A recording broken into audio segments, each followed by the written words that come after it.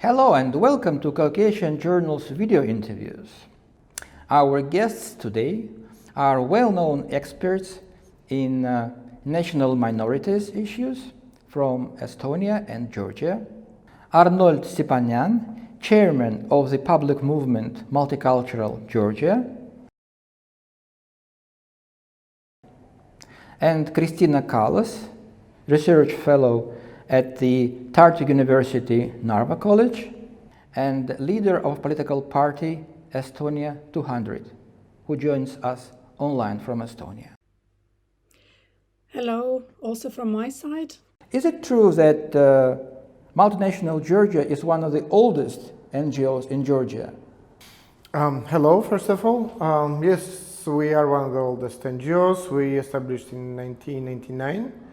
If I remember correctly, there were not more than 20-25 NGOs in those periods.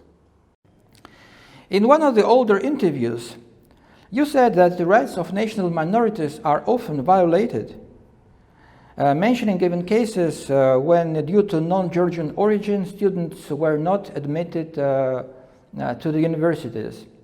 How can you assess the progress achieved since then? It was many years ago, in early 19s, let's say when Georgia began to be independent. The president of Georgia was nationalistic one, first president, and of course we have some cases when people, the conflicts in South Ossetia, many our minority background ethnic Ossetians, people leave their homes and immigrate to Russia or go to live to Tskhin Valley, and we have cases when we know that the people rejected from the exams to state universities in the early 19s. Yes, of course now it's everything changed. So just now, first of all, we have a law. We are the country, we have the state, let's say, which with their own democratic institutions. Of course, still are a lot of problems in minority fields, but we can't speak about such cases like it was in the early 19s. And we're a normal country, let's say, with normal problems. Looking back, which periods of time were most favorable for your NGO and which were most challenging? During Shevardnadze period, for example, we fight for recognition, let's say, not only NGO but minority communities, and it was a period of such kind of fight with the nationalistic part of society, which was quite strong. During Saakashvili period, for our NGO personally, it was very difficult to work because Saakashvili's government, they fight with the critical thinking NGOs, with all of them, but we survive. And now, just doors after Saakashvili period, doors are a little bit open. You also are an umbrella organization, so yes. You are uniting... We are uniting minority representatives of the NGOs, of community-based NGOs. How many are they? No, there are 56. 56. From 19 ethnic background communities. Now, let's talk about today. What are the main problems that our countries, both countries, Georgia and Estonia, are facing in connection with the ethnic or religious minorities? One of the hardest direction in our work, in our organization work, is that to keep in priority both minority rights and security. And it's very pity that sometimes neighbors are using minority for their interest. Let's say using minority to create the conflict, to provide their interest, and it's very hard to keep the balance. What I can see in Estonia, they did not find this formula. Same in Georgia, we did not find it as a country. I'm sure Kristina will now provide the Estonian viewpoint. Which is quite important in this context. Thank you for inviting me for this conversation. I'm very excited about the debate. Indeed, regarding the issue of security and minority rights in Central Eastern Europe, Georgia or Estonia are not unique here. Securitization of the minority issues is very common in most of the Central and Eastern European areas, especially in the areas where the empires lasted very long and the formation of the nation state was very late compared to the Western Europe. So in these areas we have the situation what Rogers Brubaker called a triadic nexus, where the minority belongs to the neighboring country, and this neighboring country used to be in history the oppressor country of this new nation state. So you have this triangular combination there that is potentially geopolitically explosive. So how to find this balance in building a democracy, expanding the rights horizon, building actually a liberal democracy so that the minorities could enjoy their rights as well, and on the other side to protect your state and to keep your state safe. Because let's be honest, if there is no state, if the state collapses, or if state is made weak by the external aggressor or external force, then the minorities cannot be protected either. So from the point of view of the minority rights, you need a good functioning state that has a security that is kind of guaranteed.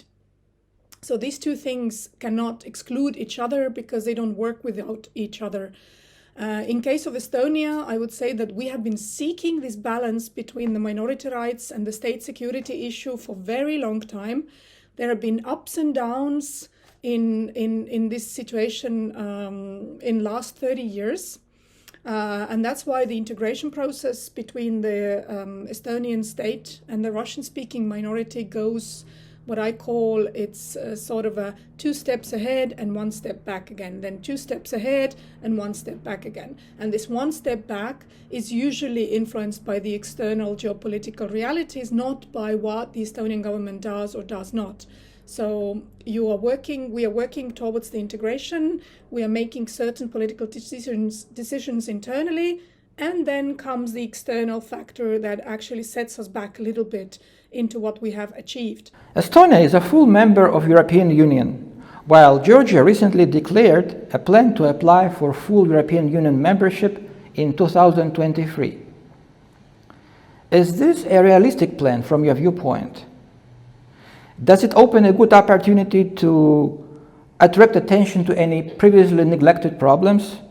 And from an Estonian viewpoint, what are the main advantages of European Union membership regarding the national minorities policies? I see our future in Europe. We are part of the Europe. We are part of this family, and we are beginning to be more closer and closer. There are some parts in minority, not only minority, in majority too, who are thinking that just their future is Russia, but not EU. And of course, you can understand people when they're living in other informational spaces of other countries, like Russia, for example, or Armenia, Azerbaijan, or Turkey. But I'm very glad that just mostly young people, that's the choice of the majority of young people, because this future is their future. They have to do their choice, and that's what is really important now. One thing which I'm really worried about that is that it's like with NATO, let's say. I think we're speaking about being a member of EU and NATO so much. So we're creating expectations, let's say. These expectations are, I know many people think that, oh, okay, tomorrow we'll be a member of EU or NATO, but we will not. And after it, it's collapse. You know, people. Many people change their minds toward EU and NATO. Many people saying that they're lying, they don't want us, and etc. From our side, it's very important to speak with all minority community representatives. Speak even with radicals, let's say, because you have to speak to explain something. I'll give a very, very small example. Our discussion with the with some radical members of communities, for example, who were against of NATO, for example, or against of EU. One thing is just we're speaking about values. We have different, let's say, very often different vision on the values with them. But when we're speaking about security, we're explaining them that's what I told you, that dilemma, which is more important. Yeah, it's minority rights or security. And so why in such difficult geopolitical situation like we are in South Caucasus, there are some prevalence of security issues and minority rights. And we're saying, if you will be safe, if you will be a member of NATO, for example, or EU, so we will be safe, the question of security will go better than it is now, that we have now. And of course, it will not be prevalence than minority rights. So we'll have possibility to speak about minority rights and to realize many things that we even can't imagine now. So it's very pragmatic approach, and just we have to think pragmatically, and we are speaking pragmatically with our counterparts. Let's say, what's about Estonia? They're a member of NATO and EU, and you can ask why it's happening like this, and so they have no question of security. Let's say like we have, for example, and I think it's a little bit other story. They have no experience of cohabitation of different ethnic groups. That's very new for Estonia, what they have. In Georgia, we have this tradition. Yes, coming to the question about the EU and the role of the EU, I can speak of Estonian experience.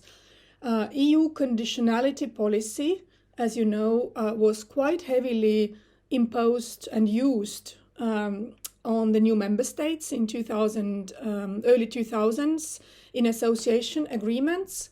That meant that part of this conditionality policy was also the integration and minority rights package. This was the hardest package to work on exactly because of the state security issue, but there was obviously the hope that once Estonia or the Baltic states join European Union, this kind of European Union umbrella will settle finally the state security issue. Now the lesson for the Georgia here is that it didn't. So if we had this Brubaker triadic nexus where we had Estonian new nation state, where we had a Russian-speaking minority, and Russia has a historical homeland of that Russian-speaking minority, and when we thought that EU coming as a fourth player in the game will kind of rearrange this nexus and make it more stable and less geopolitically explosive, this did not happen. Minority issues in the Baltic states are still entangled into geopolitical issues. And it is still the question of any expansion of the minority rights is automatically discussed from the prism of the state security. So joining EU and joining NATO did not have this effect that it would de-securitize the minority issues. And of course, what happened in 2014 in Crimea did not help to de-securitize the minority issue, because even the Western media started talking about Daugavpils or Narva and asking if Narva is going to be next or if Daugavpils is going to be next, and it securitized the minority question quite heavily again. What did have an impact from joining the EU was the acceptance of the certain values regarding the minority rights. The values that the minorities have the right to their mother tongue, the minorities have the right politically to mobilize in order to seek for their rights. And these rights are, I think, becoming more and more integrated into the society. I don't claim that they are very fully accepted by the majority part of the population. However, I can see that the younger generation is actually valuing these rights and these values much more than maybe the older one. And for the younger generation, the security issue is also less pertinent, because they have been living in a situation where the Estonian state security was taken for granted. Arnold, your organization's representatives served as observers at the recent parliamentary elections in Georgia. And Kristina, you even have a direct political experience as a leader of a political party. So how do you assess your current political situations in Estonia and Georgia? In Georgia, it's always interesting, let's say. Always interesting because always something always is happening, let's say.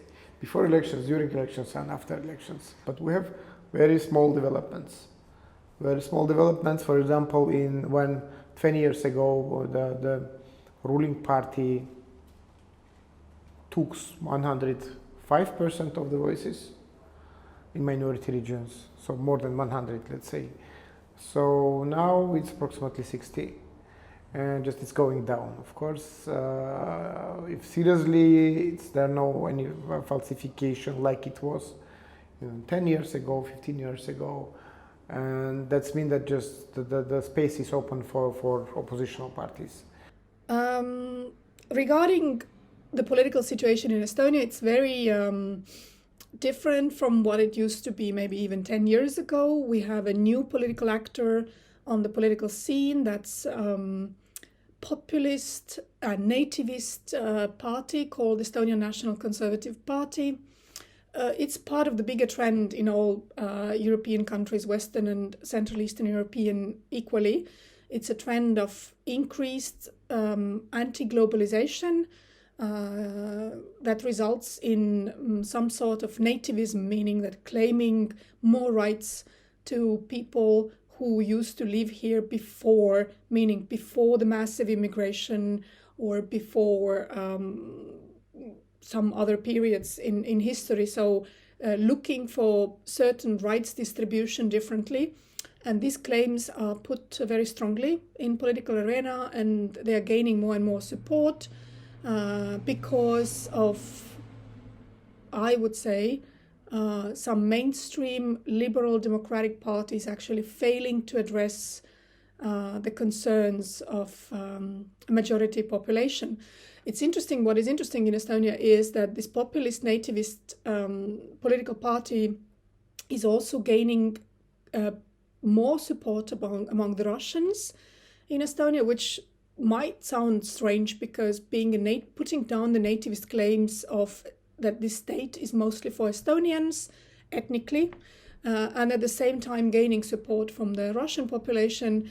But I would argue that populist tactics, populist political strategies are just very successful because the claims that this populist party is putting forward toward the Russian minority is that we will protect you, we will protect your livelihood, we will protect your way of life, as long as you leave Estonians alone and you leave this country to be ruled by Estonians. At the same time, when the liberal parties are pressing the Russian population towards integration, pushing the integration, saying that no, you cannot continue the way you used to, you have to integrate as much as the majority has to accept this integration process. And since this integration process is uncomfortable to everybody, to majority and to minority equally, then of course people tend to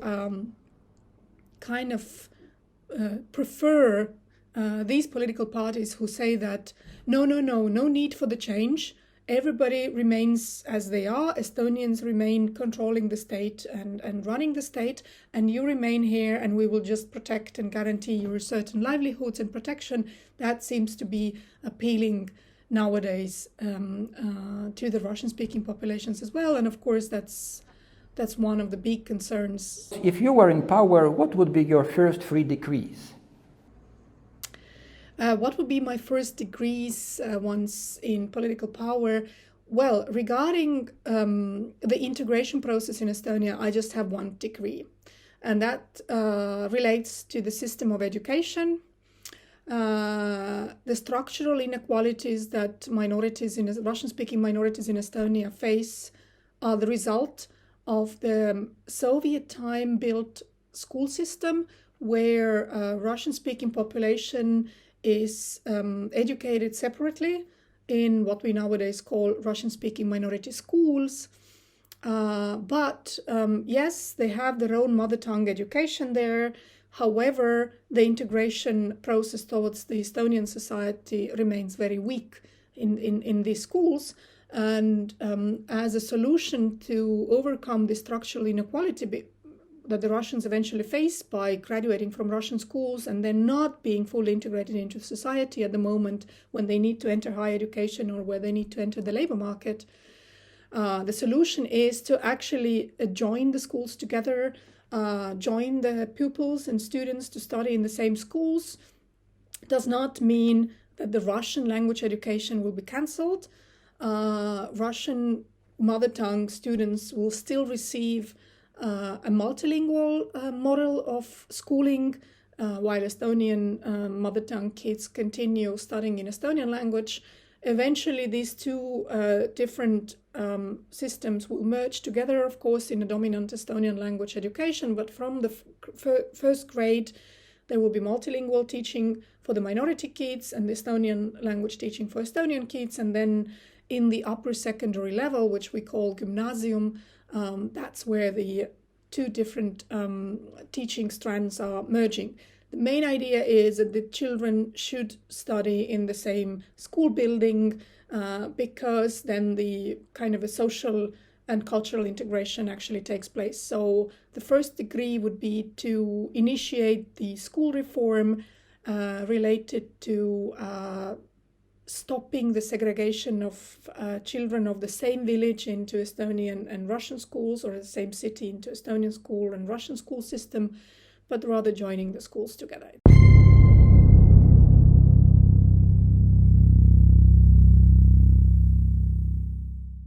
Very unfortunately, but in our country we have a situation when minority can't be in power.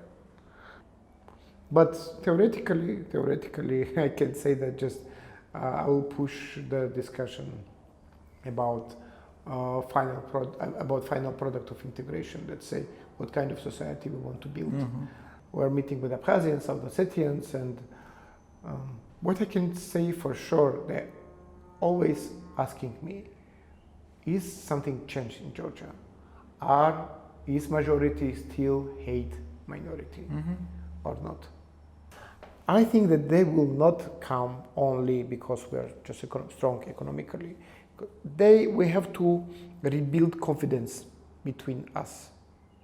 That's very important for our country. They're looking to what's happening in Tbilisi. They're looking what's happening in minority regions. And we have to rebuild this trust, which we have. So the solution, the formula of the solution of these conflicts is not only in Moscow or just Washington or only Brussels, because the formula of solution, the formula or the key to their hearts, to the hearts of Abkhazians and South Ossetians, are in Javakheti from Kartli now. We have to show our attitude, our tolerance, and our good wishes toward minorities here, and after it, and parallelly speak with Abkhazians and South Ossetians that we are ready to accept as equal brothers and sisters. Is this happening, do you think? No, because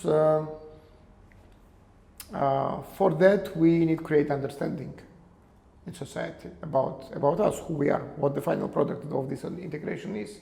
We don't know still what's the final product of this everything, what kind of society we are building, which kind of model is it? Is that Swiss model, French model, Turkish model, Kazakhstan model? The debate about the what integration should be, or what is the final product of integration, how the Georgian or Estonian societies should eventually look like once the integration has succeeded. Well, this is very interesting debate theoretically in academic world, but from my practical experience in politics, I dare to say that there is no such thing as final product of integration. Integration is a process. It's basically a social political process that is going on constantly and without any end result or end date. I'm very skeptical when it comes to taking Western European integration processes as a full fixed models that could be applied to the Eastern European circumstances. I don't believe in this. I think Switzerland has become a consociational democracy and cantonized federation for specific geopolitical realities that this country came into being, which do not exist neither in case of Georgia nor in case of Estonia. What I do agree, and I think is maybe missing in Georgia and to some extent also in Estonia, is the public debate about the integration. I very much agree with the statement that the minority issues in Georgia, even publicly, are extremely securitized. And the only case when minorities are talked about is when the questions of the state security arise. Or if minorities are talked about, then immediately this debate ends up in a state security debate. And all other issues related to minority questions in Georgia, including very pragmatical social issues like poverty or education questions, quality of life in general, these are kind of excluded from the minority debate. And I think we need to bring them in because minorities otherwise will remain only the security question.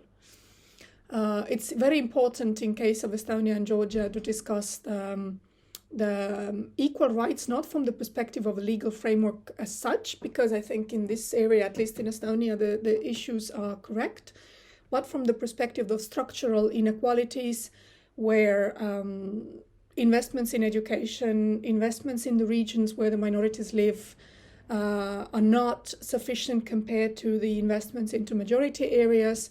And then you have these structural inequalities that end up in huge grievances from the minority side, which are actually economic in nature but can be turned political very quickly. So, in my opinion, there is an Estonian unique way and path of integration. It's a constant negotiation between the different segments of the population of Estonian nation, and at the same time shaped or influenced by the geopolitical realities.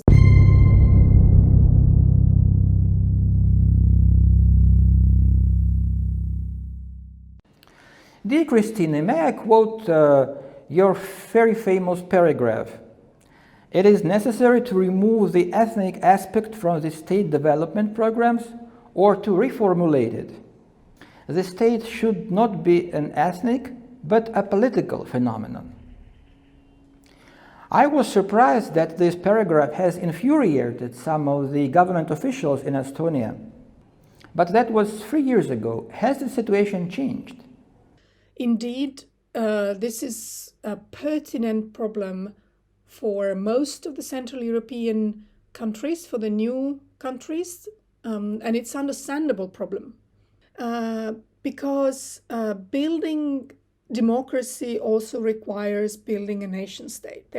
These two are very much together, and the question was, from which do you define the nation? What is the main kind of a common denominator that you use to define we the people? And in most of the Central Eastern European countries, ethnicity or language was used as the nominator based on which the nation was defined. And the same was in Georgia, the same is in Estonia. So this helped to solidify also democratic processes and build a democratic state. However, now the question is about the next step in terms of expanding the nation and creating it stronger from the point of view of including also these parts of the population that do not speak the same language or do not come from the same religious background or from the same cultural background. And this was my argument, that we need to be maybe stressing much less the ethnic component of what brings us together, because this is very hard to bring us together. Russians will remain Russians and Estonians will remain Estonians, and that's not what actually unifies us or what binds us together.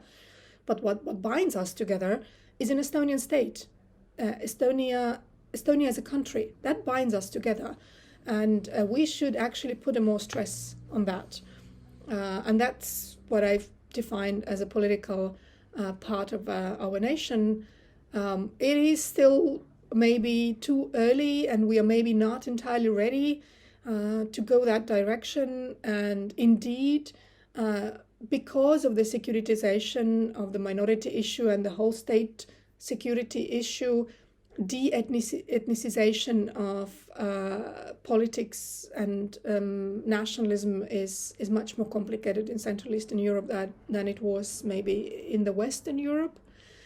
But I am a strong believer that in order to consolidate and sustain democratic systems, we need to go towards the more integrated nationalism and towards more politically defined nation rather than ethnically bounded nation. So the smart way to do is to go towards integration and towards more politically defined nation, so that you could include those who are maybe today ethnically marginalized.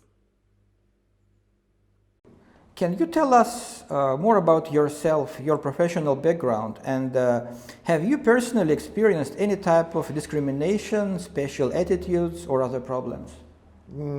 Yes, I have I graduate to two universities, let's say. One was in Yerevan, second in Tbilisi, so I'm economist and lawyer, let's say. But since early 20s, I work in parliament, in the international relations department of the staff. I was in two political parties, let's say.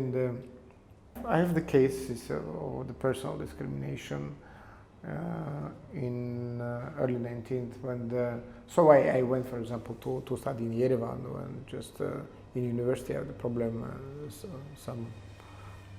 Some guy which thought he was the director told me to change my surname if I want to be a student, let's say, and of course I did not, and I went to Yerevan and lived there 5 years. We all know from our parents and grandparents about the deeply rooted tradition of national and religious tolerance in Georgia. In fact, Georgia has enjoyed multiculturalism long time before it became a commonplace in Western Europe. What should be done to make Georgia an international trendsetter in the field of minorities policies in the future? First of all, I think we have to start from the educational system, let's say. And the formula is to speak with each other, to understand each other. I think we have to push these processes very, very, very active, because fortunately, as I told you, our geopolitical situation and our neighbors around, they're not giving us so much time, to solve these problems. We have to rush. Thank you very much. Thank you. I think it was a very interesting discussion, and thank you for such possibility. Thank you for the invitation once again. It was my pleasure, and greetings to Georgia. We cover what matters. Caucasian Journal.